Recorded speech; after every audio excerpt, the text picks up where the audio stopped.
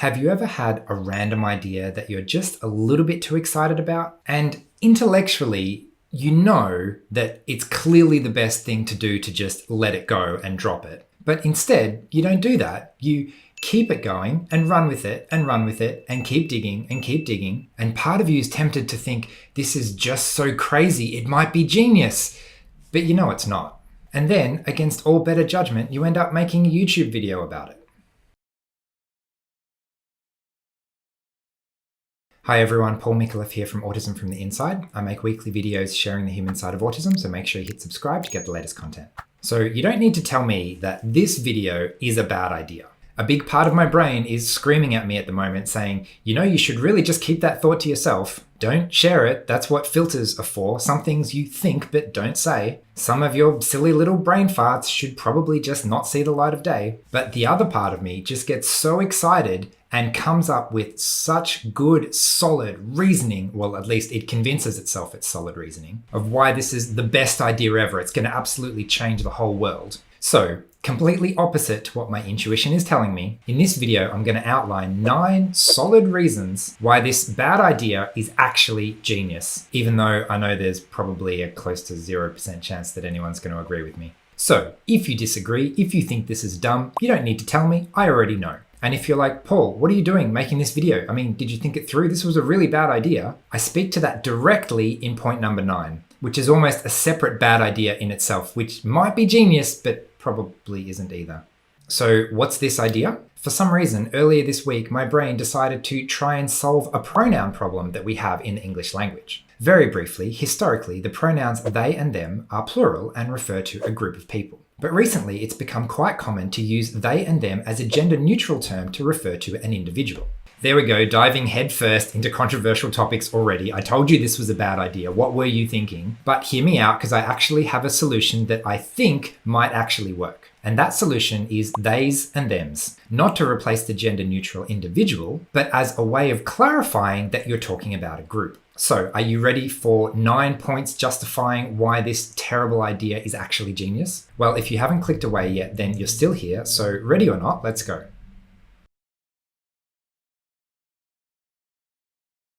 Reason number 1, this is actually a problem. Pronouns have one job: to refer to something or someone previously mentioned. If the pronoun they can be used to refer to any individual or any group of people, then it makes it very hard to actually use it and be specific about who you're actually referring to, which again is the one job a pronoun has in linguistic terms. And so if a pronoun doesn't do its one job, then we end up not using it and just using a person's name again and again and again instead of using pronouns, or referring to a group by describing it again and again and again instead of using the pronouns. So the problem is we need a way at the very minimum to distinguish between a group of people and an individual person. That would be very handy. And so my solution is to replace the plural they with theyz and themz.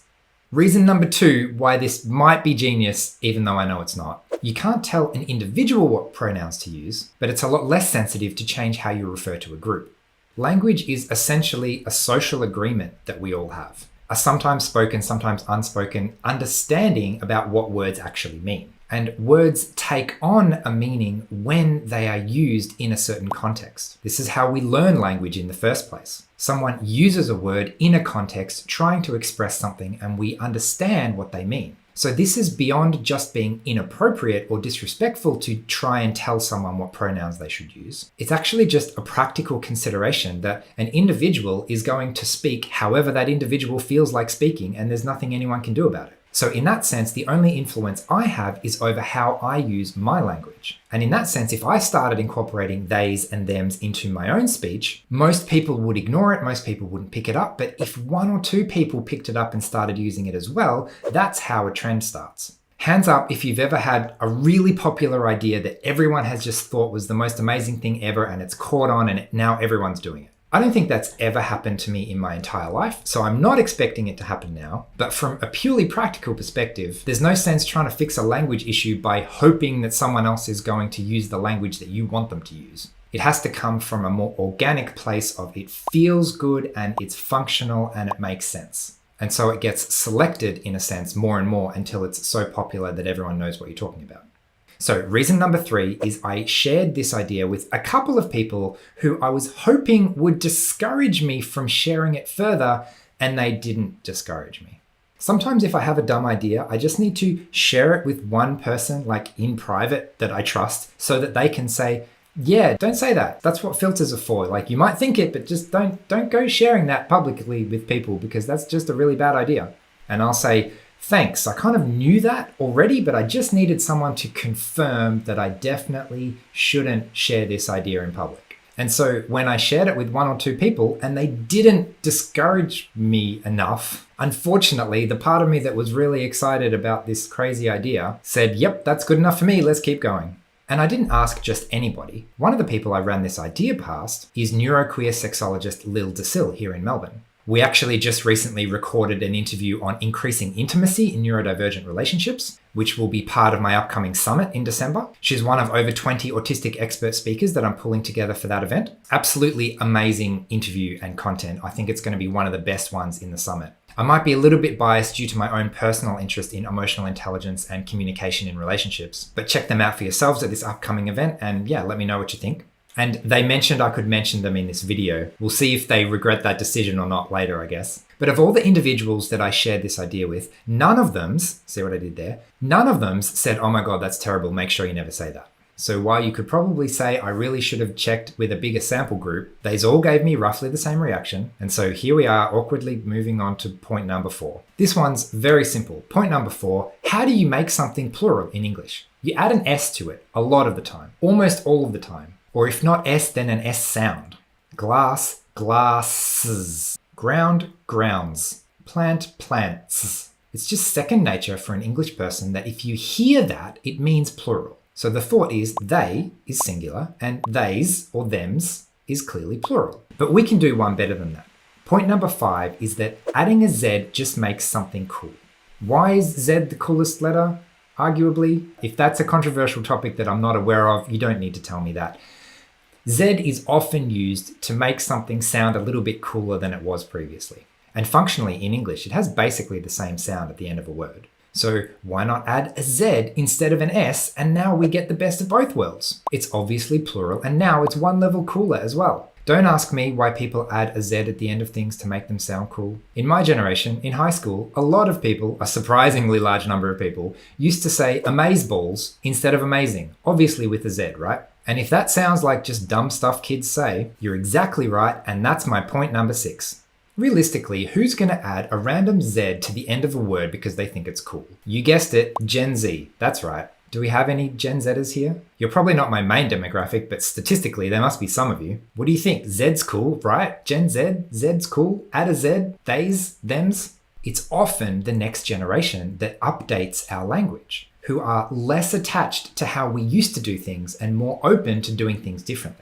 So what do you think, Gen Zers? Do you like adding Zs to things, or was that just something my generation thought was cool? How would you feel about starting to say they's and them's almost like a funny joke? And that's actually my point number 7. They's went to the shops. It might sound a little bit silly, but only a little bit. The meaning is obvious. It's got kind of an identifiable quirk to it. I took my kids to the park the other day. They's had a great time. You should have seen what them's got up to. It was actually raining, but that didn't deter them's at all. It's kind of nice and fun and a tiny little bit silly, but at the same time, in the right context, it's the silly things that end up being cool. I know no one says cool anymore. Number 8 though, and this is the really subversive part, is that the sound of S or Z is very easy to pick up. That's where Siri got their name. It's an easy sound to recognize. It cuts straight through background noise. There are some very famous examples of song lyrics being misunderstood over time because people added an S where there was no S. 2 I can think of, both very British, God Save the Queen and Britannia Rule the Waves. Both of these used to be said in a kind of we hope that this happens kind of way. But if even 1 in 10 people is singing the wrong thing and says saves or rules, then it sounds like the whole group is actually singing that. And it's very easy for new people to think, well, that must just be the right way to say it. So if even a very small number of people start saying they's and them's, then the next generation is going to slowly pick it up, if not formally, then informally. And now suddenly we've got a way to solve this linguistic problem, and we can again distinguish between individual and plural. Okay, number 9, I can't believe you're still watching. Anyway, we'll see how this goes. Number 9 is a bit of an idea in itself. It's the because why not argument. Probably the strongest reason to make this video in the first place is the because why not argument. Is it a mistake I'll regret? Probably. Is it fun? Look, I'm having fun. Don't ask me why. I get excited by ideas and hypothetical situations and making arguments for things that could never actually happen in reality. The point is, we don't need a good reason to have fun. We don't need a good reason to share the silliness that sometimes comes up. Maybe what we need is safer places where we can share our thoughts in a less filtered way. This is actually a big lesson in emotional intelligence. One of the core ways that we learn is from our mistakes. It's not much of an exaggeration to say the way we learn is by making mistakes. Deliberately making mistakes is definitely a good way of overcoming anxiety. Instead of being fearful that if I do something bad will happen, I can just do it anyway, obviously in a relatively safe way. And then if I've tried something already and it doesn't work, well then at least I've tried it and I know it's not going to work. If instead I filter all of my ideas because I'm not sure if it's safe to say or I'm not sure if it's a good idea, I end up keeping everything inside and being afraid to share myself with the world, afraid to share this crazy brain of mine with the world. And even as I say that, I'm remembering that the word crazy, which is a very common word in my vocabulary, for me, it's equivalent to weird or out there or just when my brain does something completely unexpected that I'm not expecting it to, right? It has a fairly neutral, even positive connotation to me sometimes. And I know that some other people don't like that word at all. So what, do I censor myself all the time? Maybe. Do I over-explain myself like I'm doing now? Maybe. Is there any right answer? Maybe not. So I hope this video hasn't been too bad of an idea. I secretly hope some of you might even like it, even though I'm not sure it counts as a secret hope if I'm publicly announcing it on a YouTube channel. But we'll let that one slide. I should really wrap up here for today. I've clearly thought about this and talked about this way more than necessary. So thanks for watching. Check out the upcoming Autism from the Inside online summit if you haven't already. Registration is free to attend the entire week-long event. So thanks again for watching. Please be kind in the comments and I will speak to you again next week.